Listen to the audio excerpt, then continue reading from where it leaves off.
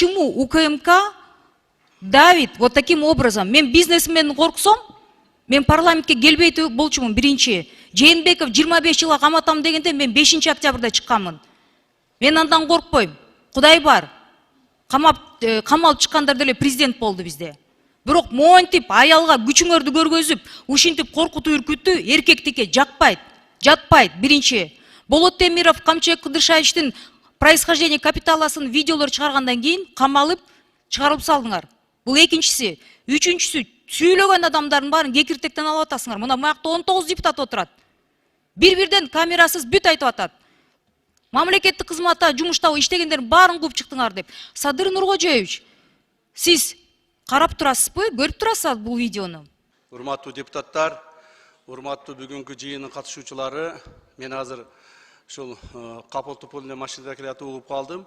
Эльвира Сурабалдиева, урматтуу депутатыбыз да, Эльвира Жыгалбековна. Так, ошол биздин ГКМБнын кызматкерлери коркутуп үркүтүп, жанагы налог боюнча маселелерди көтөрүп атат деп. Бул боюнча мен бир пояснение берип коеюн, урматтуу депутаттар. Бул маселе мындай. Эльмира Жыгалбекованын өзүнүн, бир туугандарынын карамагында Кудайберген деген базар бар. Кудайберген деген базарда 3000ден ашык контейнер бар. Так, ошол контейнерлерден булар, мен эми түшүндүрүп бергенге мажбур болуп атам. Бир нече мындай маселелерди ачканга мажбур болуп атам. Ошол контейнерлерде булар ар бир адамдан контейнерден 2000-3000ден жыйнадык деп отчет беришет. А бирок жыйнаганы, эң аз жыйнаганы 7000ден 15000ге чейин жыйнашат. Ошол жерде налогтордун баарын эсептеп чыкканда, муну ГКМБ эсептеп чыкпайт. Муну биз тапшырма бербейбиз. Муну биздин налоговый инспекция эсептеп чыкканда, бүгүнкү күндө Кудайберген базары мамлекетке 70 миллион сомдун тегерегинде налог төлөбөй коет. Так. Бул боюнча акты түзүлгөн. Жана муну булар төлөөгө милдеттүү. Бул элдин мамлекеттин акчасы. Анан депутатмын деп туруп эле бул жерден чыгып трибунан бар деп туура эмес маалыматтарды таратканды токтотуш керек. Биз эч кимге эч кандай мыйзамсыз мамиле кылбайбыз. Кылууга акыбыз дагы жок. Андан сырткары дагы бир эки урматтуу биздин депутаттарыбызга иштер бар. Мында алдын ала айтып коеюн, эртең дагы айтып чыкпагыла. Так, кээ бирлерине өтө оор кылмыштарга байланыштуу иштер азыр дайындалып, уже экспертизалар чыгып атат. Жакында Ген прокуратура иш козгой турган болсо, ага дагы айтып чыкпагыла. Өтө оор кылмыштарга шектелүү адамдар бар. Араңыздарда отургандар. Ал шектелүүнү биз териштирип чыгышыбыз керек. Ал боюнча бизге керектүү адамдар өздөрүнүн арыздарын берди. Биздин милдетибиз. Эгерде ошол арыз түшсө, биз аны карабай койсок, ошондо айтса болот. Мына мен арыз жаздым, менин арызым карабай атышат депчи. Эгерде биз ошо текшерүү маалында, же болбосо иликтөө маалында ал кылмыштар такталбай турган болсо, аны дагы сот аркылуу чечим кабыл алынат. Ошондуктан урматтуу Эльмира Жыгалбековна, сиз маган эч кандай претензия коюуга мындай негиз жок. Мен сизди көргөн да эмесмин, сүйлөшкөн да эмесмин, учурашкан да эмесмин, байланышкан да эмесмин. Так, ошондуктан сизди депутат катары сыйлайбыз. Эгерде сиздин кайсыл бир деңгээлде мыйзам менен өзүңүздүн бир проблемаңыз болсо, налоговый инспекцияга барыңыз, олтуруңуздар, разберитесь, так, андан кийин гана айтсаңыз болот. Эч кандай бир адамыңызды апарып биз камаган жокпуз, же башка кылган жокпуз. Жок жерден айта берген туура эмес болот. Тем более мен атымды атаганда, значит, мен атымды атап, фамилиямды атасам эле баары ушундай болуп кетет экен деген ойдон алыс болуңуздар. Мыйзамдын чегинде гана барыңыздар. Эгерде претензияңыз болсо, дагы бир жолу айтам, налог инспекцияның башчысы бару берді. Ким эле? Туруп коюңузчу. Вот налог инспекцияның башчысы отурат. Ушуга претензияңызды айтыңыз. Налогуңузду төлөңүз. Эгерде налог төлөбөй турган болсоңор, мыйзамдын чегинде биз чараны колдонобуз. Рахмат, кечиресиз. Рахмат, 5-чи микрофон. Рахмат. Урматтуу салык кызматынын жетекчиси. Микрофонду аласыздарбы? Кудайберген базарында, жайында 2,5 ай текшерүү жүрдү, туурабы? Канча салыкты доначисление болду, канчасын төлөштү? Ован мен, ал мен апам. Маркум Жыргалбек Сурабалдиевдин жубайы. Мурдакы эми ана вдова сейчас. Сколько доначислили? В порядке 2 миллионов. Прошло сколько месяцев с того периода проверки? Сентября. 2 месяца. Бир ай. Бир ай өттү. Бир айда сизди адашты деп, сизди ГКМБ текшердиби? Жоопкерчиликке тартылдыбы бирөө? Салык кызматынан? Жок. Тартылган жок. Сиз адаштыңызбы? Же Камчы Кыдыршаевичтин бир тууган иниси биякта турат, Элвира сен кемпир-абадка каршы бербедиңби, өзүңдөн көр деген сөздү мен кандай түшүнөйүн анда? Биякта азыр иниси айтат, причем тут я деп. А причем тут мои родственники тогда? Кечөө мага мына Кудайдын куттуу күнүндө, мен туулганымда мына досу отурат жанында, кабинетине чакырып алышып, гүл берип, торт берип, туулган күнүңүз менен куттуктап деп, ошактан сураганда ма берген жооптору. Жанында отурган кишисинен мына бир тууган иниси. Бул эмне дегендик десем, эми сиз каршы бербедиңизби дейт. Анан менин тиешем жок деп ошентип жооп берет. Жок, салык кызматы сиз биз экөөбүз түшүндүк бирибизди. Бизде урматтуу төрага, бизде канча президент бар мамлекетибизде?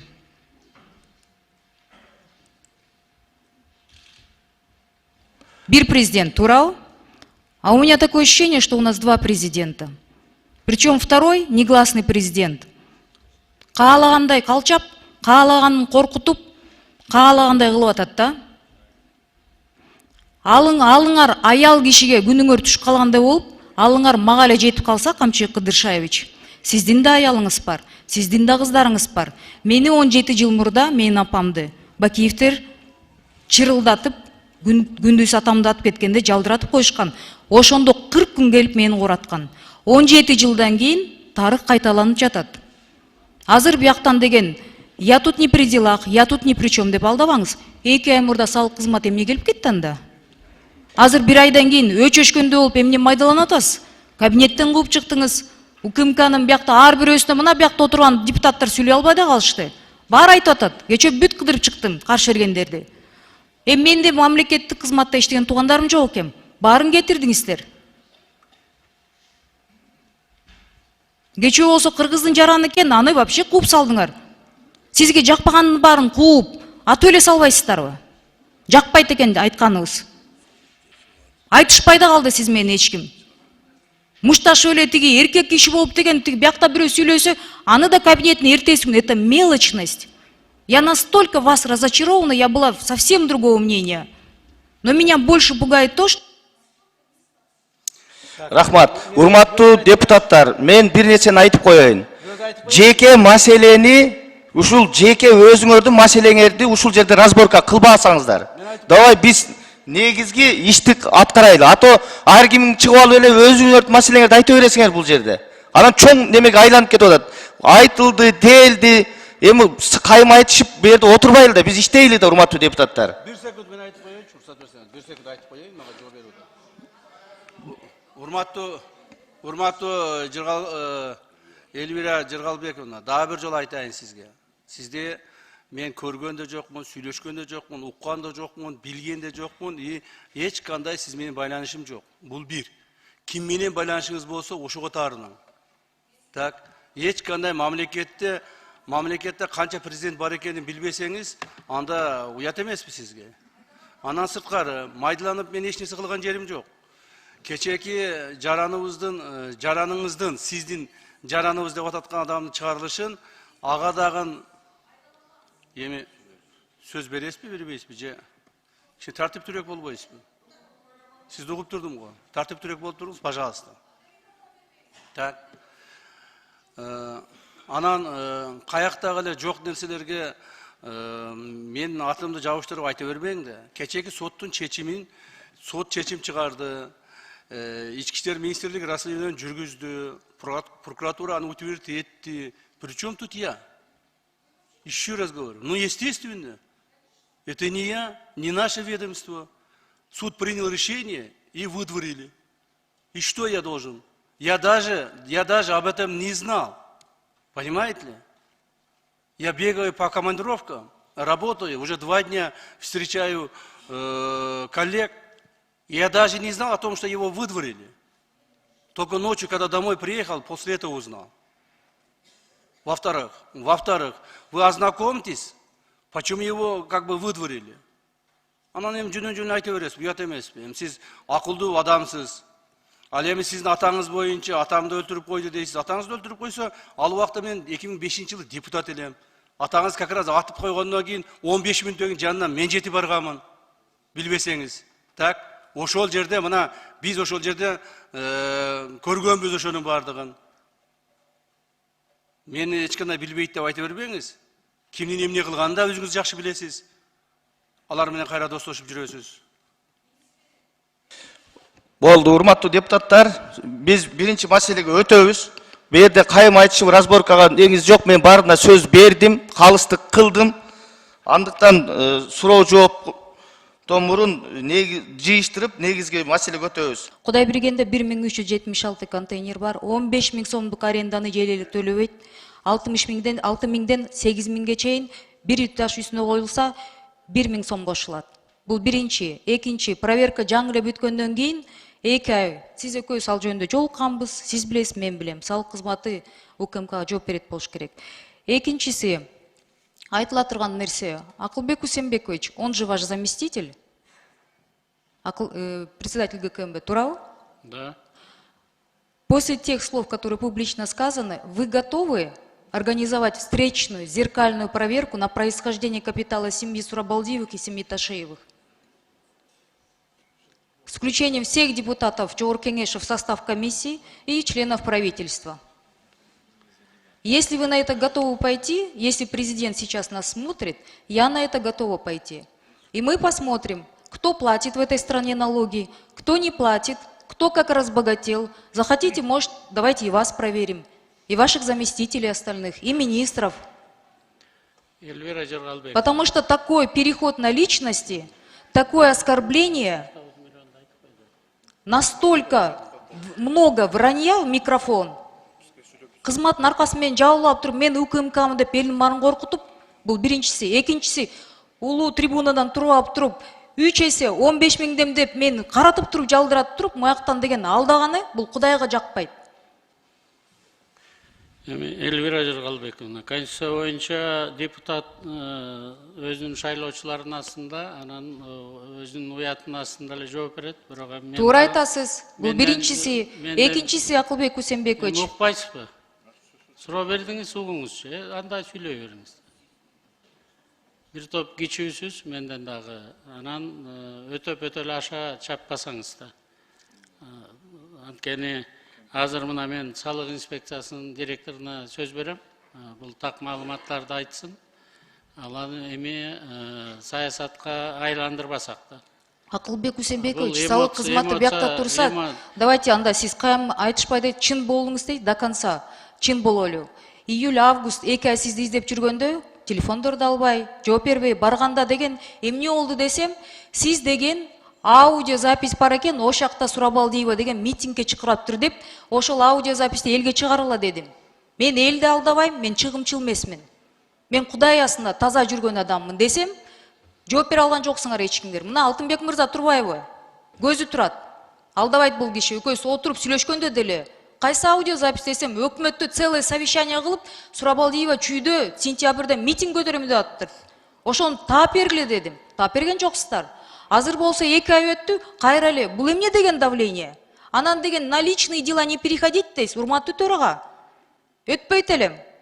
Бирдеме көтөрсөң эле сен душмансың, оппозициянан тиги Мадумаров жанында жүрөсүң. Мен бул киши менен закрытый заседаниеда 2 жолу урушкам. 90 депутат күбө. Достчугубуз жок экөөбүздүн ортобузда. Бирок Рахмат. Кийинки сөз депутат жооп берсин, анда салык кызматы. Директору жооп берет. Эльвира Джергалбековна, бул жерден до начисления произошло 40 миллионов основной суммы. Здесь налоговой службой было выявлено в том, что ИП Мусахаджаев за каждый контейнер выплачивала бюджет по 5500 в среднем. При этом фактически с предпринимателей за каждый контейнер в среднем брали 8,5. Болгон ушун эле до начисления кылганбыз, там 40 миллионов основная и 30 это санкция пеня. Здесь политические штуки деле жок, бул жерде болгон ушул, мы выявили, да, наша налоговая служба было выявлено. Здесь никого не было, никакого поручения не было. Болгону ушел жерде директордан, управляющие, они были все с этим актом согласны. Рахмат, 5-чи микрофон. Алтынбек мырза, экөөбүз кабинетте отурганда тиги базардын ичиндеги туалетке чейин киргениңиздер сөзү бар, базардын тегерегинде чайчылардын баарын төлөттүрөбүз деген сөз бар. Ошону деген ККМди көтөргөндө мен Акылбек Үсенбековичке кирип айткам. Чайчылар менен туалетке чейин Бакиевдин ордуна мага кирген. Бул биринчиси. Экинчи таштарды оокат кылып атасыңар деген сөзгө чейин жеткенбиз экөөбүз. Кайым айтышкан жокпуз, бирок ошактан 3 саат отуруп сүйлөшкөнбүз. Аягында пальцем вверх показали, сказали: вы обидели шефов, идите туда деп. Надеюсь, вы это отрицать не будете. Анан саясат, мен түшүнүп атам азыр, вы должны перед руководством оправдаться и все такое. Кстати, у меня вчера было день рождения. Урматтуу Камчек Кыдыршаевич, сизге чоң рахмат. Мен туулган күнүмө берген белеңизди мен эч качан унутпайм. Менин бир тууганыма иш козгойм деп коркуткан УКМК кызматкерлерин мен да унутпайм. Бирок мен 5 октябрда 2020 жылы 2 жылдан кийин парламентке келсем, ушинтип мени УКМК коркутат деп ойлогон эмесмин. Дигече депутаттар менен сүйлөшсөм, баардыгын тааныш туугандар эмес, жакындарын баарын жумуштан алыныптыр. Менин эми жакын туугандарым мамлекеттик кызматта жок экен, алыскыларын да жумуштан алып атышыптыр. Эми бул мындай уят нерсе. УКМК ушуга чейин барсаңар, анан оокат бизнесиңер тартып алам десеңер, бул Бакиевдин заманында да мындай болгон эмес. Менин атамды 2005 жылы Бакиевдер атып кеткенде, ошондо бир ушундай ызычы болгон. Жайында 2 ай коркутуп үркүтүп текшерип чыктыңар. Анда Акылбек Үсенбековичтин кабинетине чейин барган, президентке чейин жеткем. Ошондо деген кандай сөз болду эле билесизби, урматтуу төрага? Сурабалдиева деген чүйдүн элин көтөрүп деген митинг даярдап атыптыр деп. Аудиозапись бар деп. Ошол аудиозаписти бергиле десем, Акылбек Үсенбековичтин кабинетине барсам, мага кол саат белек кылып, грамота берип, ошентип мындай кутулуп кетирген. Бул сентябрдын аягында бүткөн иш. Мына 2 ай өтө элек, эми УКМК кызматкерлери менин туугандарым бизнестерине келишип, коркутуп атыштыр. Ал кызды тыйынсыз калтырам деп, талаада каласың деп. Мен Кемпироватка добушту бергенде силер эмне даже видимость демократии не будете создавать. Я понимаю, здесь все боятся, но не до такой же степени. Мы вас для чего избрали спикером? Баардыңар табакташып болуп отуруп алып туруп, анан бизди бир-бирден ушинтип атып эле салбайсыңарбы? Бул эмне деген? 2020 жылдын 5 октябрдын түнү 6 октябрга ким каякта эмне кылып жүргөнү аны калың катмар